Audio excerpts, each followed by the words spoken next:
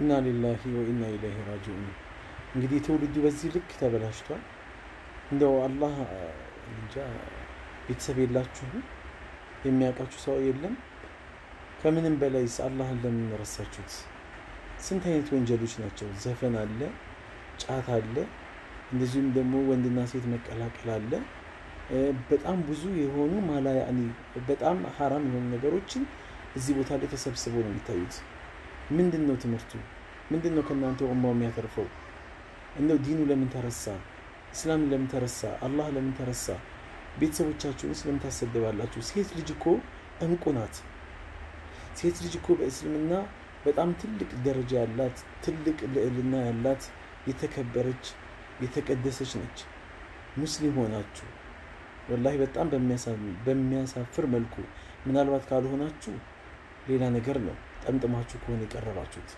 ነገር ግን ሸክላችሁ ሙስሊም መስላችሁ መቅረባችሁ ወይም ደግሞ ሙስሊም ከሆናችሁ ግን በጣም ነው የሚያሳፍረው። ነገ አማም አላህ ፊት በስንት ወንጀል ነው የምትጠየቁት።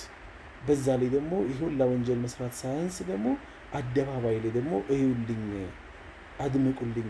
አሪፍነት መስሏችሁ ነው? ማወቅ መስሏችሁ ነው?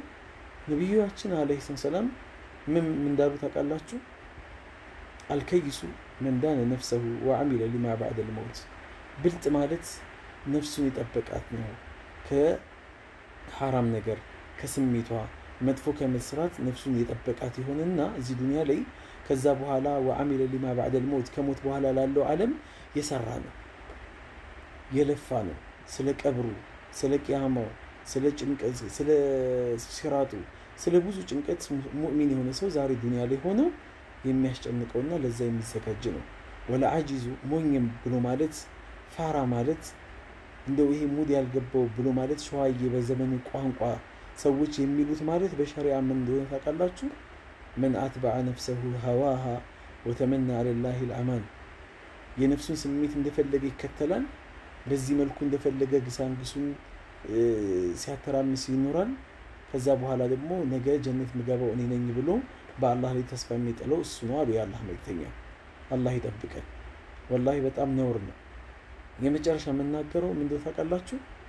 ኩሉ ኡመቲ ሙዓፋ ኢለል ሙጃሂሩን። ህዝቦችን እንዳለ አላህ አፉ ይላቸዋል ወንጀላቸውን አደባባይ ላይ ያወጡ ሰዎች ሲቀሩ። ወመል ሙጃሂሩን ያ ረሱላላህ፣ ማናቸው ሙጃሂር የሚባሉ ሲሏቸው አንተ የአላህ መልክተኛ ሆይ ብለው ሲጠይቋቸው አላህ ሰትሯቸው ወንጀላቸውን ደብቆላቸው ሲያበቃ አደባባይ ላይ የሚያወጡና ለሰዎች የሚናገሩ። መናገር በአፍ ብቻ አይደለም፣ መናገር በተግባርም ማሳየት ነው።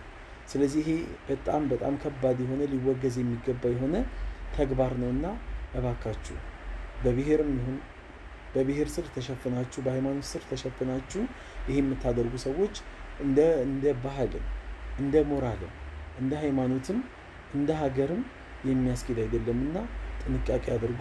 ወሰላሙ አለይኩም ወራህመቱላሂ ወበረካቱ።